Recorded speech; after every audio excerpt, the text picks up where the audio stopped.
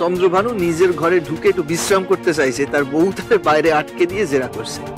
কথা ঘুরিও নেই, যা জানতে চাইছি তার উত্তর দাও। মা দাঁড়াও না বাবা, মা যেটা জিজ্ঞেস করছে সেটা তো বলে দিলেই হয়। আরে কি পশ্চাপশ্চি বলবো? আরে আজে বাজে কথা, যত আজে বাজে কথা নয়, আমি সব জানি, কিন্তু আমি তোমার মুখ থেকে শুনতে চাইছি।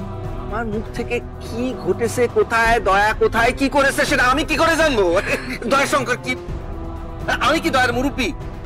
যে তোমার কথা ছাড়া এক পাও নড়েনি, সে তোমাকে না জানিয়ে এত কিছু করলো, হ্যাঁ? আর তুমি কিচ্ছু জানো না? তোমার প্রশ্রয় ছাড়া ও সাহস পায় কি করে তনিতাকে তুলে নিয়ে গিয়ে বিয়ে করার চেষ্টা করে? মা এসব কি বলছে? আরে দয়া কাকুর তো এখন ওরকম বয়সই নেই বিয়ে করার, যদি থেকেও থাকে তাহলে কাউকে তুলে।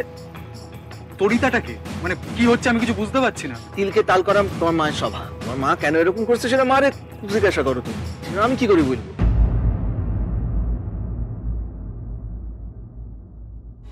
দর্শঙ্কর সম্পর্কে যে কথাটা উনি বলছেন সে কথাটা ঠিক নয়। দয়া এরকম কাজ করতে না পারে না। মিত্তির বাড়ির সামনে এখন অনেক লোক। এই রেঞ্জার বাবু তরিতাকে উদ্ধার করে নিয়ে যাওয়ার পর এখন অব্দি ঘরে ঢুকতে পারেনি, আর তুমি জানো সবকিছু, অথচ বলছো তুমি কিছুই জানো না। হ্যাঁ, দয়া কি করছে তুমি জানো না? এই সুন্দরগড়ের গাছের একটা পাতা নড়লে তুমি জানতে পারো এত বড় একটা ঘটনা ঘটে গেল, তুমি বলছো তুমি কিচ্ছু জানো না। এই কথা আমাকে বিশ্বাস করতে বলো তুমি? মা মা মা ওয়েট, তোমরা চলো তো একবার মিত্তি বাড়ি যাই। মিত্তি বাড়ি কেন?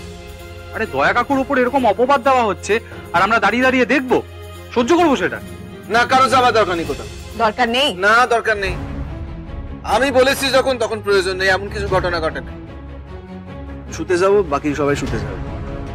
যাও শুতে যাও, যাও।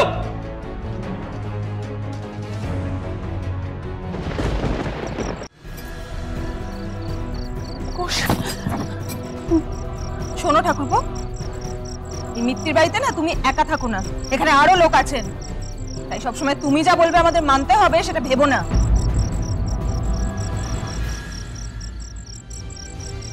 ওকে ছেড়ে তোমাকে এ বাড়িতে ঢুকতে হবে, আর তা না হলে তুমিও ওকে না ছাড়লে তুমি এ বাড়ির চৌকাঠ ডিঙোবে না। তুমি এটা বলতে পারলে জেঠু?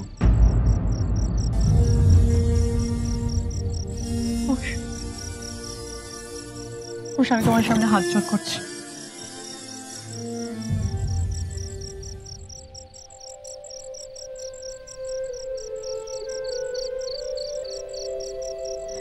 আমার সাথে নিজেকে জড়িয়ে নিজের সম্মান আর নষ্ট করো না প্লিজ। আমার দিকে তাকাও। তরিতা, মা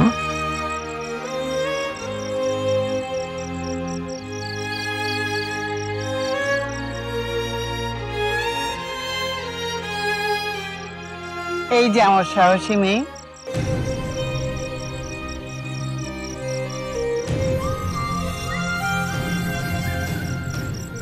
বোকা নাকি রে তুই? কাঁদছিস কেন? এমন দিনে কেউ কাঁদে?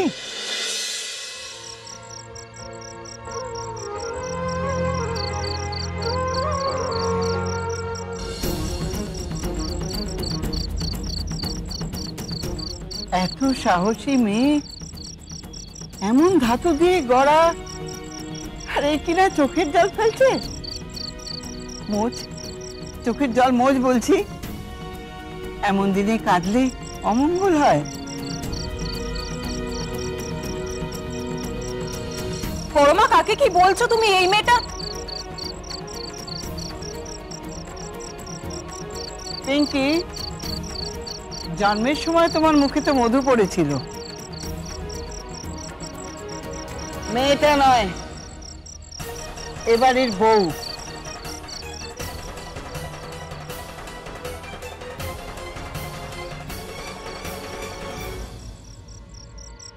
আমার নাত বউ,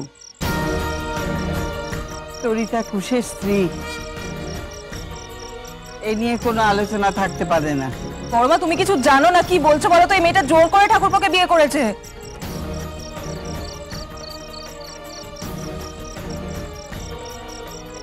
সেসব কথা আমি পরে বুঝে নেব।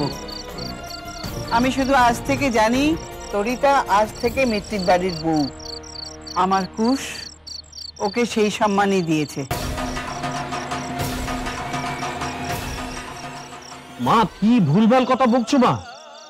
কোথাকার কোন মেয়েকে কুশ সিঁদুর পরিয়ে বিয়ে করে এনেছি বললে কি বিয়ে হয়ে যায় নাকি? হ্যাঁ, তাকে আমাদের মিত্তির বাড়ির বউ বলে মেনে নিতে হবে?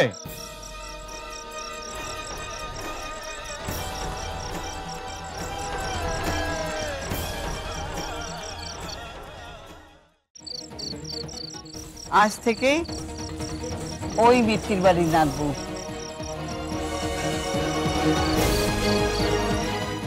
মা, তোমার মাথা খারাপ হয়ে গেছে। আমরা কেউ ওকে এ বাড়ির বউ বলে মেনে নিচ্ছি না, নেব না।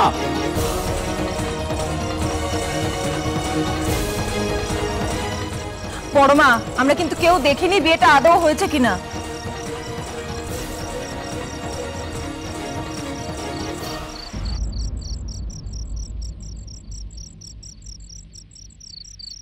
আমি জানি না বিয়েটা কিভাবে হয়েছে, তবে মিত্তির বাড়ির যখন বউ তখন শাস্ত্র মতে বিধান মেনেই বিয়ে হবে। আপনার ভয় নেই, আপনার মেয়ে এখন আমার ঘরের লক্ষ্মী।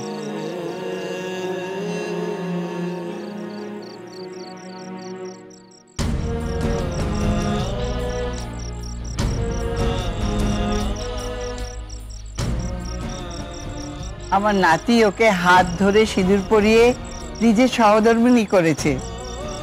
কারো সাধ্য নেই এখন ওকে সংসার করা থেকে বাধা দেয়। আপনি আমাকে বাঁচালেন, আমার মেয়েকে আপনি বাঁচালেন। বড়মা, আমি কাল সকালে আপনার সঙ্গে কথা বলি। আজ অনেক রাত হয়ে গেছে, আপনারা বরং সবাই বিশ্রাম করুন।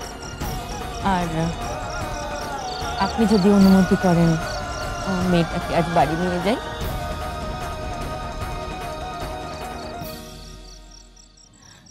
বাবা কুশ, আজ আমার মেয়েটাকে আমি নিয়ে যাই।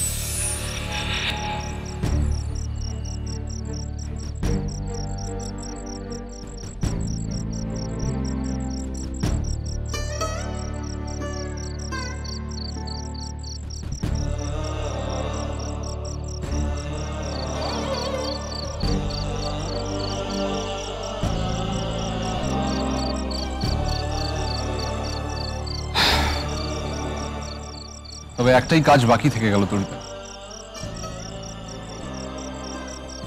দয়া শঙ্করকে খুঁজে বের করতে হবে। ওকে আমি ছাড়বো না।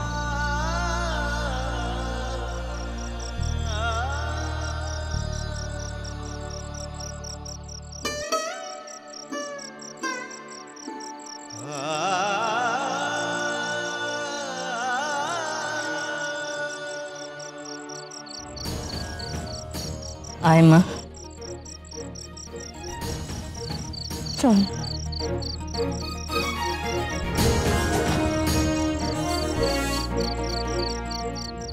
আয়।